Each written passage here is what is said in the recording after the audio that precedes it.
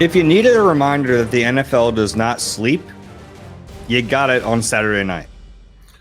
Yeah, I'm sitting there just got my feet up. I'm watching the incredible Lakers game. I mean, the double overtime game, all these game-winning shots. They have multiple game-winning shots. Steph Curry makes it like a 30-footer to send it to overtime. LeBron wins it at the buzzer. I'm just relaxing. And all of a sudden I get a message from Dave. At what time? 11? It was late, yeah. Yeah, that Kellen Moore is the Eagles' new offensive coordinator. Yeah, some big news. This is the Eagle Eye Podcast presented by Nissan. He's Reuben Frank. I'm Dave Zangaro. This does qualify as an emergency podcast. We waited until the morning. Sorry, guys. We're recording this at like 8 a.m., but big news. Eagles go out and get their offensive coordinator. This was a search that I thought was going to be an exhaustive search. They'd interview a bunch of guys, and that didn't happen. I'm guessing they found Kellen Moore. They wanted to hire him, and they didn't waste time. Yeah, the only other known candidates were Gerard Johnson and Cliff Kingsbury. There could have been someone else. It's possible. Mm-hmm. They don't publicize these things. Sometimes it doesn't get out, but either they had him earmarked from the get-go or he just blew him away in the interview and they just decided not to go any farther. And as one of my Twitter followers pointed out this morning, Frank Reich comes from the Chargers, where he's offensive coordinator, go to a Super Bowl. Shane Steichen comes from the Chargers as offensive coordinator, come here, get to a Super Bowl. So maybe the pattern will repeat. Maybe. I think Kellen Moore to me was the guy of those candidates that made the most sense.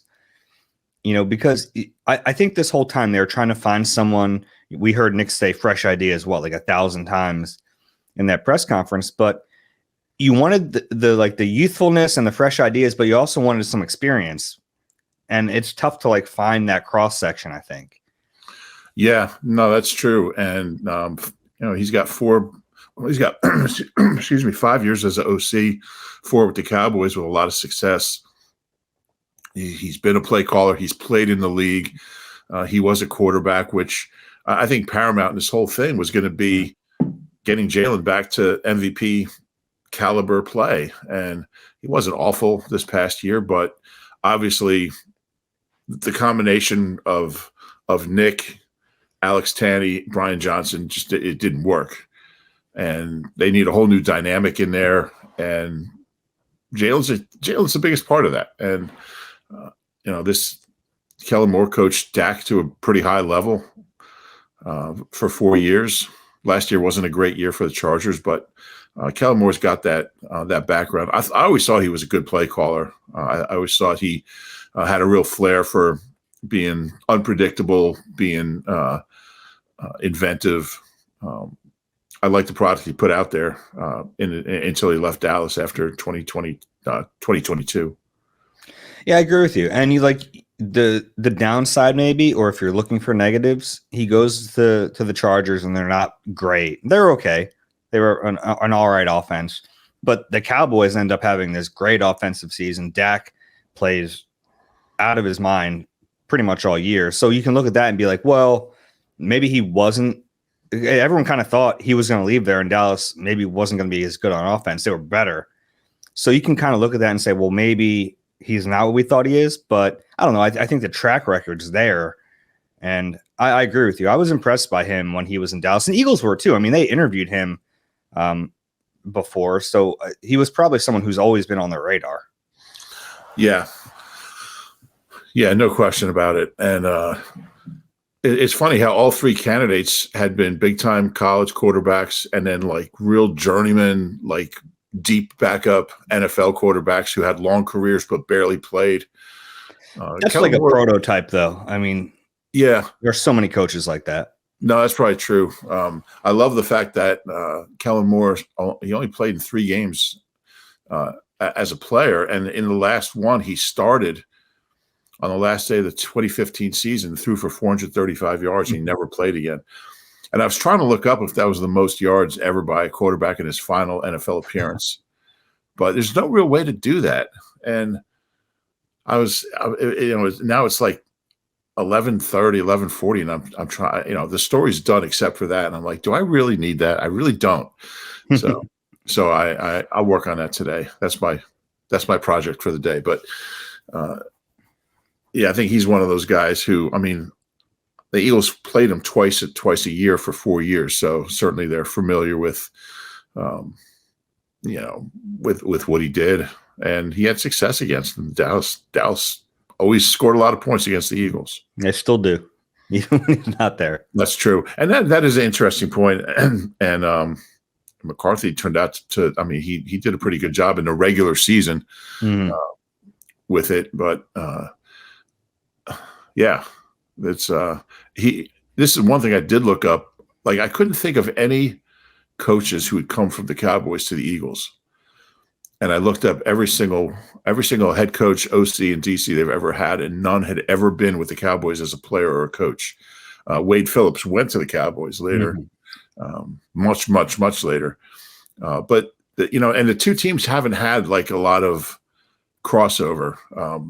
It's been documented that like no players from the Cowboys who've come to the Eagles have ever been any good. I don't know. Miles Austin had that burn for a while. He's like typical of the kind of player that, they're rivals, and they don't really share a lot of personnel. So it's an interesting hire from that standpoint. And he'll get to coach against the team he was with a couple of years ago. I like the hire. I'm like you. I thought there'd be at least like 5 or 6 candidates that we'd hear about before they made the call. I do think there is a benefit in getting someone in as soon as possible if it's the right guy. And I guess they just got to the point where, like, why should we keep interviewing guys? I think we have our guy. Sure. And you think back to last year, they lost both of their coordinators so late in the process because they're coming off the Super Bowl, and we knew Shane was leaving, and then Gannon leaves, and like they didn't hire replacements for a while. It took a long time because it just the way the timing worked out. So they ended up getting stuck with Sean Desai, and they just promoted Brian Johnson, which I think made sense at the time, but they didn't have the opportunity to really go on a search like this and get a top candidate. So this time they did, and they took advantage of it. Yeah, and that's the genius of Howie Roseman. He's like, let's not have a deep playoff run. We can get the candidates we want. Let's put Nicholas Morrow out there. We'll be out of the playoffs in no time. Let's not be burdened by a long postseason that'll hamstring our ability to get good coordinators. Howie's playing chess. I'm telling you. I like that. Nick, if you can have these guys collapse down the stretch, we'd really appreciate it. Yeah. So, but it does. Yeah, in a real way, it does help you when you're done early. They had the pick of the litter this time where they didn't last year. And you go from and they also made Vic Fangio official. They announced it, which is a few days late, but that is official. And now you look at the two coordinators, and they have a ton of experience. Obviously, Vic Fangio has been around forever, but Kellen Moore has significant experience too. And that's a really big change from last year, where you had Sean Desai, who had been at DC for just 1 year in his career, and he wasn't even coming off of that year. And then you had Brian Johnson, who was a first-time NFL offensive coordinator, first-time NFL play caller. There's some stability now. You have a defensive coordinator who's been around forever. You have an offensive coordinator who's done this in the NFL for quite a while. So I think that's a pretty significant change, and it tells you what they wanted to do with this search. Yeah, absolutely. They wanted experience. They wanted guys who've been in that chair, who've seen it all, and they got that. And that's really the thing I like most about these hires is it's not Jeff Lurie saying let's be creative here and find like the hot guy that nobody's heard of who's a assistant tight ends coach somewhere and give him a shot. They're known quantities, and that's kind of a little different for this franchise. They like inventing guys, discovering guys.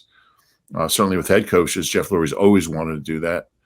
But they're in a different spot right now. Even if they were to move on from Nick, I think they would have been in a different spot, and they would have hired someone.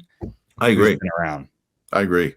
I think the biggest thing in this offseason is finding a way to get Jalen back to, well, I mean, on offense, trying to get Jalen back to where he was in 2022. And he's still the same guy. He's still the same player. He just needs some help, and he didn't get a lot last year. People talk about his inability to pick up the blitz, and a lot of that's on him. But a lot's on the coaches to give him answers as well, which he didn't always have. And so just finding somebody who can get Jalen back to where he was, there's no doubt in my mind he can be that player again. He's 25. Even the first half of the season, he wasn't, he was pretty good. He wasn't as good as 2 years ago, but close. And then it just kind of fell apart when everything else fell apart the last couple of months. But Kellen Moore, with his background working with quarterbacks in the NFL and the success he's had, seems to be a good fit. I mean, the one wild card in all this is we know how close Jalen and Brian Johnson were. But, I mean, Jalen wants – by the way, I think got overblown at times. I'm sure it did. And I think he just – I guess what I'm trying to say is, I mean, we probably won't talk to him until the spring. Maybe he'll – I guess if the 49ers win, he'll be at the Pro Bowl maybe. I don't know. I don't know if he's going to need any work on his injuries, but I'd love to know, what he thought about that. I think he just wants a better offense. I think he was frustrated this year. I think it was Nick. I think it was Brian. I think obviously Alex Tanny, the quarterback's coach, is no longer with the team. So the whole structure is going to be different. I'm really curious to see who the QB's coach is. That's kind of a big hire, and who Kellen Moore keeps, because I just think everything's got to be geared toward getting Jalen back. If you don't do that, nothing else really matters with this team. I mean, you're not going to get to a Super Bowl with Jalen being mediocre, and you have a chance with him being elite. So I think this is a good first step toward that. Yeah, I am curious about the quarterback's coach hire. It's a big one. If you look at the rest of the staff, I mean, go through it, right? Like, I think Stout stays as long as he wants to stay. And I'm curious to see how he and Kellen Moore work together, because we know Kellen Moore likes to throw the football and Stout is the run game coordinator. So they have to kind of mesh to make that work. Receivers coach Aaron Moorhead, like, I don't know. Tight ends coach Jason Michael, we know Nick likes him. He came with him from Indianapolis and took the same job here. So Nick likes him. I don't know if that's enough. I think they were together in San Diego too. Mm-hmm. Yeah, running backs coach Jamal Singleton. I don't know. I think there's a chance we see some new faces on that side of the ball too. And I think we should. Mm-hmm. I mean, and who knows? I mean, we think of Stout. I mean, and that might even be a prerequisite for the new OC. You got to keep Stout if he wants. It has to be. Yeah. He's here as long as he wants to be here. I hope that's the case. You're probably right. I don't know if anybody has. Who are you going to get? Who's better? I know. I'm with you, but every coordinator has their guys. But you can't do any better than Jeff Stoutland. But he's been here. If he stays, it'll be his fourth head coach. Very rare. Yeah, maybe Ted Williams. Probably Ted Williams might have been here. He might have just been. Well, Andy was here so long that. Yeah. Yeah, Ted got here. I know he was here under Ray, and he was still on the staff under Chip, I believe. He might have been in the scout. He was on the staff under Chip. I think he moved to a different role under Doug. Yeah, but he was here under four coaches, but maybe not technically as a coach. But yeah, I think he's the only guy that I called coach, just because I felt like he had been doing this too long for me to call him Ted. He was technically tight ends coach under Chip in 13 and 14. Okay. So he got here in 95. So he was not here under Kotai. So he was here under three coaches. And then he was in scouting under Doug. But in any case, yes, Stout is he's a fixture here. He can't go anywhere. Yeah. How do you think the dynamic works between Kellen Moore and Nick Sirianni? Because we talked about this during the week when we found out that Nick was kind of taking a step back from the offense, that it would really matter, like his involvement and his level of involvement would depend on who they hired at offensive coordinator. If they hired someone with a ton of experience, he really probably takes a big step back. If they hired someone like Gerard Johnson, who hadn't really been in that chair before, then he'd probably have a bigger role. Kellen Moore is kind of in the middle, right? Like he has experience, but it's not like they hired Eric Bieniemy either. How do you think this plays with Nick? Do you really believe that he's hands off on the offense? Yeah, that's a great question. I think he will be. And I think that made this job pretty appealing for candidates. If it's just funny to say, yeah, this guy's not going to bother you. Yeah. I mean, it's the most fascinating development of the offseason. If I'm Kellen Moore, I come in, I'm like, is it really going to be like my offense, my scheme, my play calling, my everything? And it's like, yeah, I'm just going to be like putting together schedules and stuff. Yeah, if you're an OC, you'd rather have that than, well, it's going to be my offense. It's going to be my scheme. It's going to be, you'll call the plays, but I'm going to set the, what we're going to do here. And I mean, we saw what happens when you have that. You just can't have that. It was so untenable. And I guess Shane Steichen made it work just because he's as good as this as anybody we've ever seen. And he may have had more autonomy than Nick, as far as just the way than Brian. It's kind of hard to, but just the way that the offense ran so seamlessly in 2022 tells you that, Shane was doing a lot there. It was, and Nick probably trusted Shane more than Brian too. Yeah. He had known him for longer. Shane had been in that seat before. Yeah. And things from not right from the get-go, but things right from the start really were not great on offense. I mean, they struggled. They had some moments. They had some really good games, but it was a struggle. And I think it was pretty clear early on that there was something was amiss.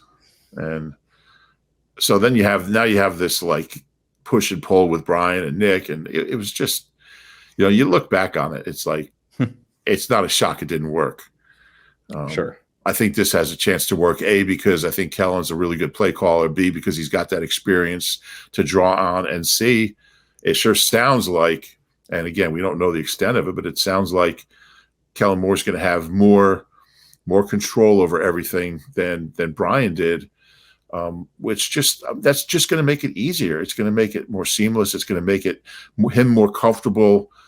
If he wants to change something, he can change it. It's just, I just think it's a much better situation.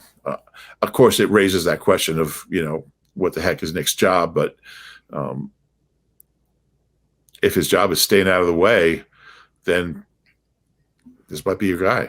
Yeah, and I do think Nick has those qualities, right? I think he is a good leader, and I know things kind of unraveled last year, so you can look at it and say, well, maybe he's not. I think that's a fair question, but I think he can build a culture. I think the guys like him, which matters if you're going to be this type of head coach. And I think he needs to get better with game day stuff, and maybe all the free time will help him do that. I don't know. I'm a little wary of that part of it because I don't think he was very good at in-game management last season, but I think he has the ability to do it. Yeah.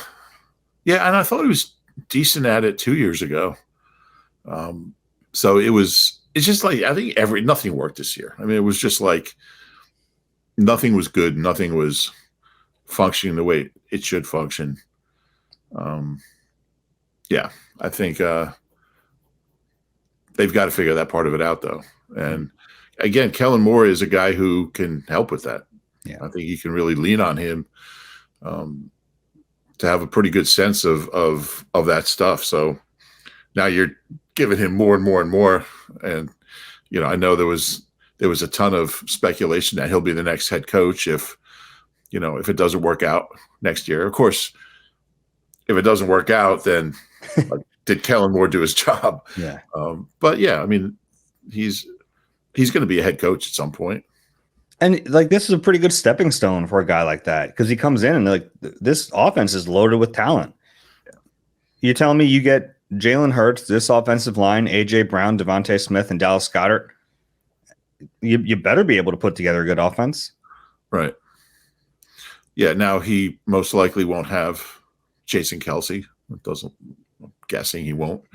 Seems like he won't, which kind of stinks for him. You come in as OC and the Hall of Fame center retires. But they'll be good on the O-line as long as Stout's here. Yeah.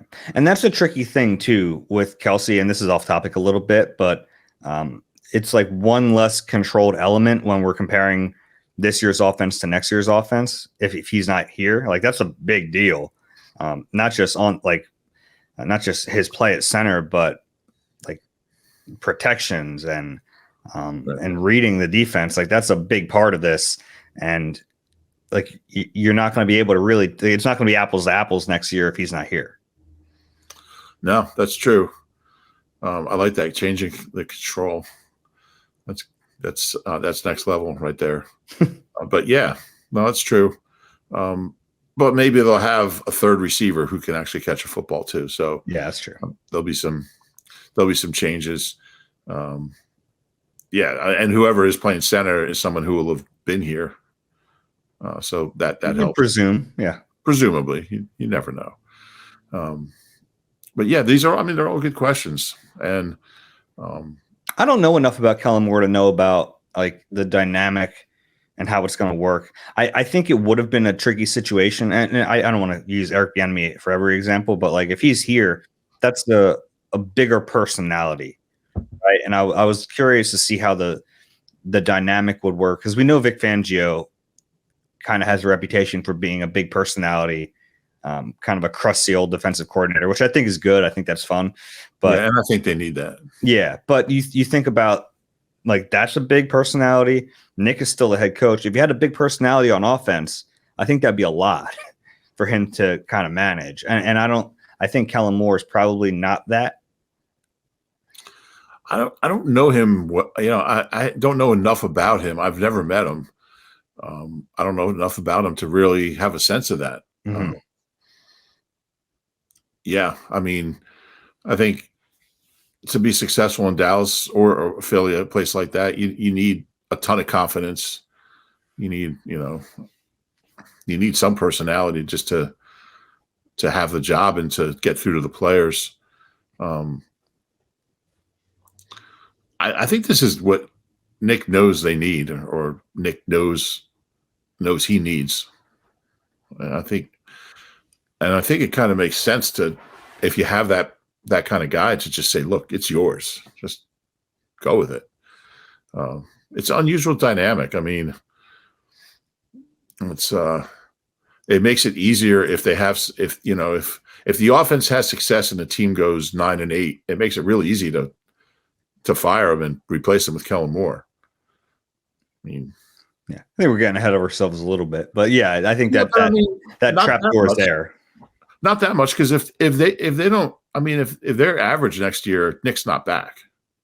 I mean, it's really easy to fire a coach who doesn't control the offense or the defense or special teams if they don't have success. Because like you've said, if he's not doing that, then what exactly is he doing? Then it comes down to the culture and team build, motivation and confidence building, and if you're not doing and game day management, if you're not doing well at that stuff, why are you here?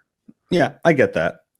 I think they have the chance to be a successful team next year, and having Kellen Moore in place, I'm excited to see the offense. Because it was hard to watch. For all the talk that Nick does about a wise man avoids all extremes, like his offense didn't show that. They were extreme in a lot of ways. I mean, zero motion, which I know isn't like everything, but watch some of these offenses. We're going to watch the 49ers play today. And I know you don't have to go to that extreme, but like having a little motion is going to help. Having maybe a little more under center and a little more play action game with Jalen, like getting that into his game. I don't think you're going to do it a ton, but I think that would help. Like it's also shotgun dependent right now, which I know Jalen's more comfortable with, and that helps with the QB run game, which they didn't do as much of. But like breaking free of some of those strong tendencies in this offense is going to be fun to watch because I think they have the ability to do that. And then you have players I think have the ability to do that. Like I think Devontae Smith has been so underutilized in this offense. Like go back and watch him at Alabama and all the things he was doing. I mean, like let's get some like orbit motion with Devontae Smith. I think that'd be fun to watch. And I think Kellen Moore might be the right guy to figure out some of that stuff. Yeah. If you're predictable, you're easy to defend. And they just got predictable. I mean, Nick used the word stale how many times? Like 10 times the other day. And what does stale mean? It means you're doing the same thing over and over. And when a team watches tape and sees that you're doing the same thing over and over in the same situations, well, you know how to stop it. And that's what we saw. I mean, they scored under 20 points in 5 of their last 7 games. They were the number 3 offense in the league halfway through the season. And then they scored fewer than 20 points in 5 of their last 7 games. They were playing in quicksand, it looked like. Yeah, it was hard to watch this offense by the end of the year. And then by the Tampa game, I mean, it was just like you were shocked when they would get a first down. I mean, you were literally surprised when they could get 10 yards on a play because it just wasn't happening. It got really bad. But I do think there's so much talent here. And that's why I think it's a great job because you have a chance to look really good, especially if you have that kind of autonomy you need as an offensive coordinator. It should be an interesting year. It's always an interesting year. But Eagles are never boring. That's true. They really aren't. When was the last time they had a boring year? Like they never go – well, I mean, they've had a couple of 9-win seasons. But, yeah, they're usually either really good or really bad. The really bad years are rare, fortunately, for people that are around the team. But I think both these hires are a good start to the offseason, and be interesting to see who these guys keep, who they get rid of. Defensive coaches, I'm okay with just about everyone. Just about everyone. I'm not sure there's one I would keep. I would probably keep Jeremiah Washburn. I think he's a good coach. I think he was kind of handcuffed by what they were doing defensively. But other than that, I mean, they're clearly moving on from the linebackers coach. They're already interviewing candidates there. I would think Vic Fangio is going to bring in his own defensive backs coach. You would think that would make sense. Yeah, we'll see what happens there. I'll tell you what, Tuesdays are going to be fun. Yeah, I mean, assuming it's coordinator day, like it was the last couple of years. That's the day we get to speak with the coordinators and press conferences, which this year became kind of a nothing burger because you're talking to Matt Patricia, who doesn't know what the heck's going on. You're talking to Brian Johnson, who's like, I feel like he was kind of defeated in some of those, which is understandable because he's running an offense that just has no teeth. And then Michael Clay is just like, we're doing it. We're great now. Yeah, that went from being like the low light to the highlight. Mm-hmm. And then we're talking to Sean Desai when he's not even defensive coordinator anymore, and they haven't told anybody. What a day that was. I still can't believe that happened. Just unreal. They put that guy out there to do a press conference after he got demoted. Just so for the sake of competitive advantage. So the Seahawks wouldn't know the Eagles had changed defensive coordinators, which they found out a few hours later anyway. Yeah. That was an all-timer. Someday I'd like to have a nice conversation with Sean about that day. He's getting some interviews. I'm curious to see. I'm very fascinated to watch his career and to watch Brian Johnson's career because I'm not convinced both of them are bad coaches. I know things went really sideways here, but I think Brian still has a bright future for sure. And Sean Desai still fascinates me because he has such an unusual background. And I think he's a really smart guy. I think he was in a little over his head here, and maybe he's not ready to be a defensive coordinator again, but I don't think he's a bad coach. Am I wrong in that? No, I think there's a chance he's a good coach. I think it was an impossible situation for everyone this year. I mean, the defense, first half of the season, had some really good moments. Mm-hmm. And I thought they were going to be, considering the personnel that they were running out there. I mean, to shut down Miami and shut down the Chiefs in the second half, and you know, I mean, some of the performances they had without elite personnel were impressive. But like everything else, it just kept getting worse and worse and worse. It's almost like the Buffalo game. I don't know. It just, everybody played 100 snaps. They just never recovered. Yeah, it was like a Freaky Friday. The Bills got all the mojo going forward. Yeah, they didn't lose again until last weekend.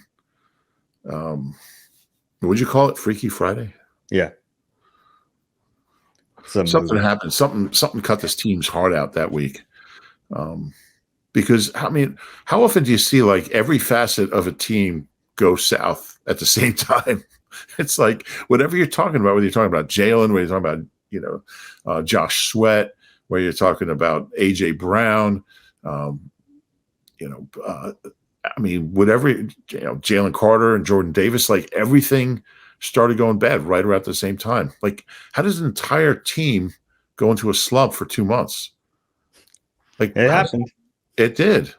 And I've never seen anything like it. I mean, usually it's like, wow, the offense has really been bad, or the defense, or this, they just can't get to the quarterback. There's a couple things maybe that go bad, but every single thing on the team, except Braden Mann, Jake Elliott. Yeah. They got to bring back Braden Mann. He's a free agent. Yeah. We'll get into that this offseason. Number one priority of the offseason. Braden Mann podcast. He broke team records for net punting average and gross punting average. He was good. Didn't start out great, but finished strong. I wonder, man, I might just make Michael Clay head coach. We were joking during the that long wait for the press conference. Like, what if Jeffrey just walks in with Michael Clay? Yeah, a lot of things get said when you're in the auditorium for an hour waiting for a press conference. That's probably more entertaining. Like if people were to listen to the hot mics. Yeah, there's been times where those mics, like they're connected with the stream, and whatever you say is going through the stream. I don't think every mic is always a hot mic. You got to remember that. That's definitely true. All right, let's take a quick break, and then we'll talk a little bit on the other side about some of the games on Sunday. You deserve a car that thrills you, a car that puts goosebumps on your goosebumps. At Nissan, we got everything from turbocharged SUVs to 100% electric vehicles that'll make your heart beat faster. Experience the thrill for yourself and shop your local Nissan store at nissanusa.com today. Celebrity cook Steve Martorano brings his Italian-American cooking back home to Philly. Enjoy Martorano's Prime at Rivers Casino and Steve's famous meatballs with Sunday gravy, prime steaks, and more. Make reservations at Martorano's Prime on Open Table. I'm so excited to watch football today. And by the time people listen to this, like the games might have already happened. But who do you got? I think I picked Niners Ravens Super Bowl back in before the season. So I'll stick to that. Chiefs are pretty banged up. It's crazy to think that. Andy Reid hired Harbaugh, who was in 90. Well, no, Ray Rhodes hired him in 98. He was unknown college position coach, came in as special teams coach. Andy kept him. He was so impressed with him. He kept him in 99. These guys have known each other 25 years. They're very close. So that's like a little added side drama. There's some whispers about Andy retiring after the season. I find that hard to believe. What's Andy going to do? Commercials. He loves coaching football. He's better at doing commercials than coaching. Can you imagine him doing anything else? Not really. But he's been doing this a long, long time. Yeah. He's getting close to some records. Yeah. Like everyone's talking about Belichick. Guess what? If Andy Reid wants to do this another 5 years, he's going to pile up some wins. Yeah. He's already third. Right behind Belichick and Landry, or did he pass Landry? But yeah, he's up there. I'm not sure he's already a Hall of Famer. I'm not sure he thinks that way. I think he's kind of like, I mean, like Kelsey. I remember talking to Kelsey about like, if you make one more All Pro, he's like, I don't play for that. He's like, come on. It's like, I don't care about that stuff. He's fourth right now. He has 258. The record is 328. So he's still a good bit off, but Belichick has 302. And he's only 3 or 4 a year. He might not add any this year. Yeah, well, he's not. He's not going to coach this year. So, I mean, Andy's going to win minimum 10 games a year as long as Mahomes is there. He does this for 5 more years. He adds 50-plus wins to that. Yeah, I just don't think he thinks that way. I know he doesn't, but I can. Yeah, you know me. I'm not really into stats and stuff. But I mean, it's an incredible run. His playoff wins. I think he's got the second most playoff wins. Is that right? Oh, that I don't know. Obviously, that would make sense. Obviously, coaches in the he's second. Belichick has 31. Andy Reid has 24, which obviously is a little different in the modern era. Yeah. I mean, Greasy Neal was only getting 1 per year in those guys, but it's the whispers have been out there, so we'll see what happens. The Travis Kelce whispers have been out there too. Yeah, that's a little more surprising, but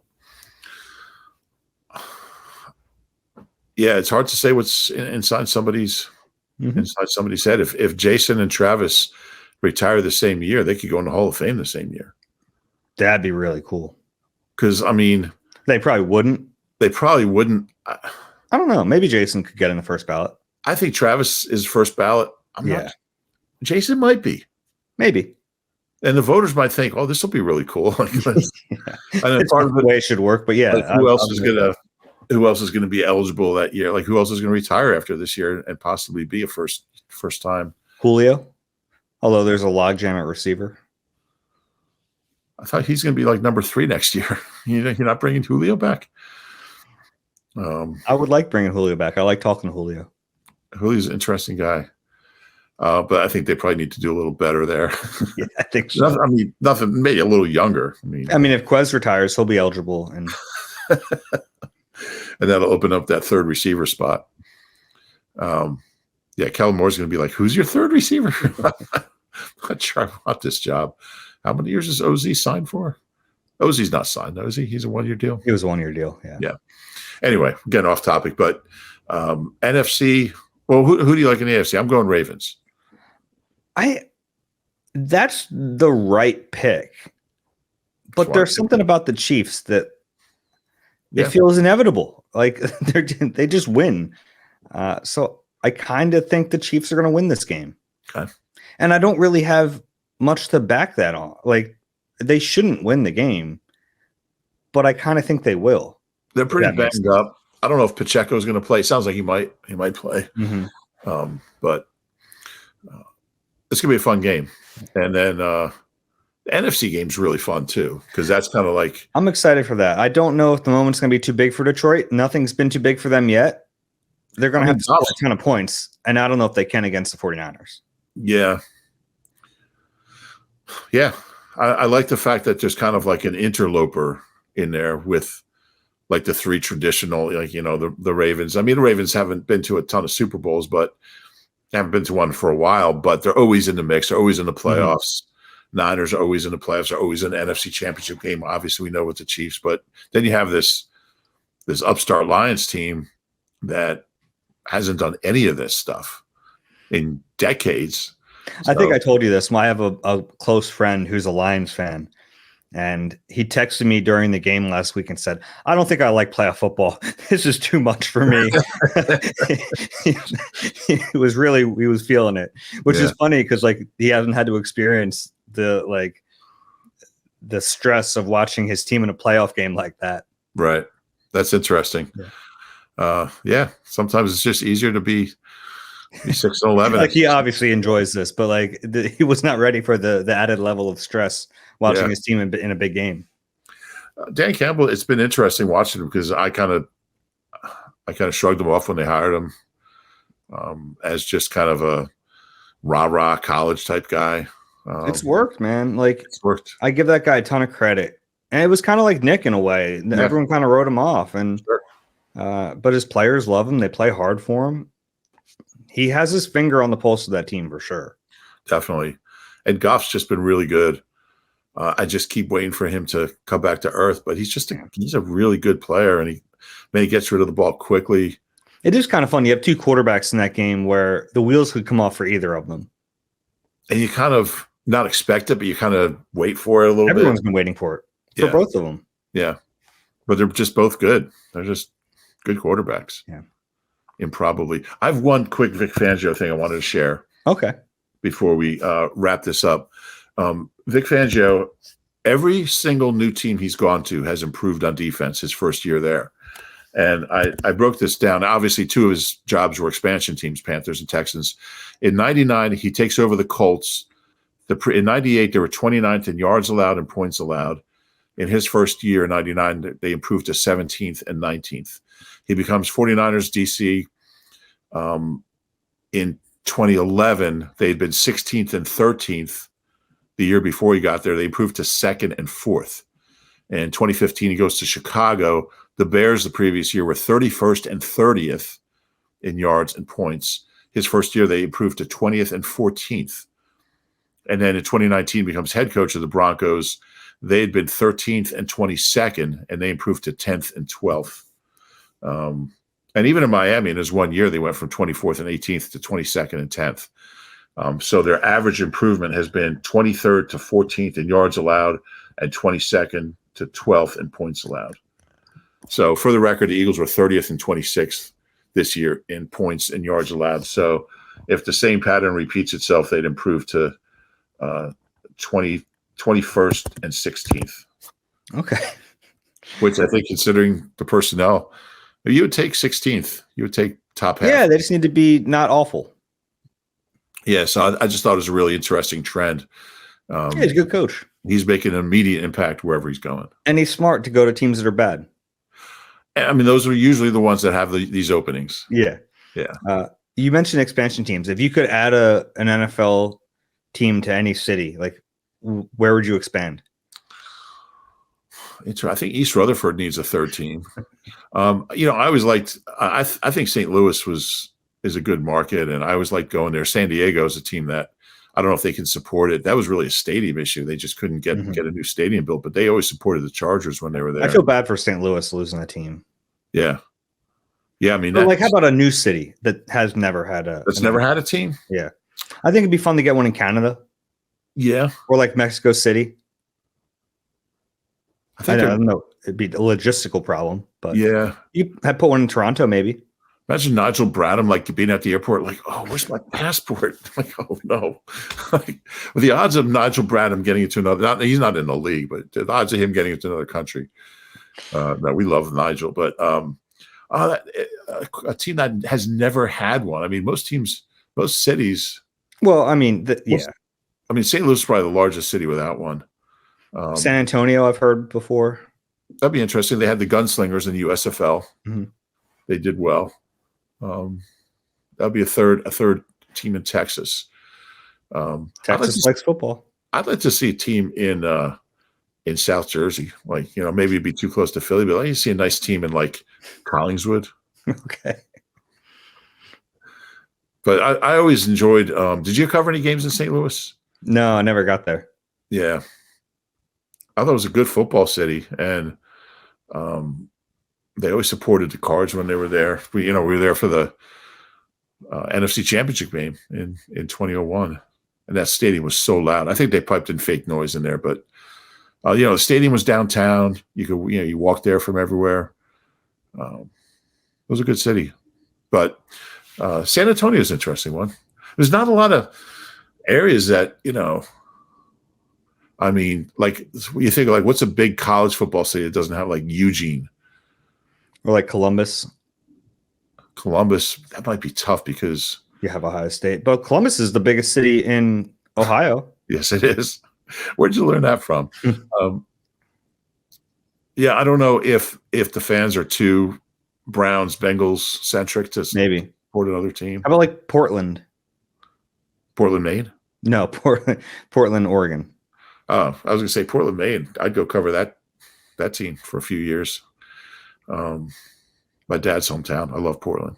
Portland, Oregon. Yeah, Eugene, somewhere in the Pacific Northwest. I mean, not sure the Seahawks would like that.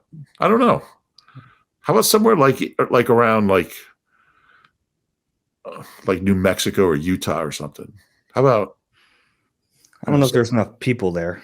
Somewhere in the South. Salt Lake City, Provo. Well, Bert and Covey can go play there. Salt Lake City's an interesting one. All right, let's wrap. What are we talking about? This is supposed to be a short emergency podcast on the offensive coordinator. We're finding homes for expansion teams. Utah. Yeah. Can we wrap this up? Any final words? No, just really curious to see, like you said, A, what happens with Brian Johnson and Sean Desai, and B, who Vic and Kellen bring in for their staff. That's next. All right. If you enjoy the Eagle Eye podcast, please do us a favor, rate and subscribe wherever you get your pods. If you're watching on YouTube, click that like button, subscribe there as well. Boise, Idaho.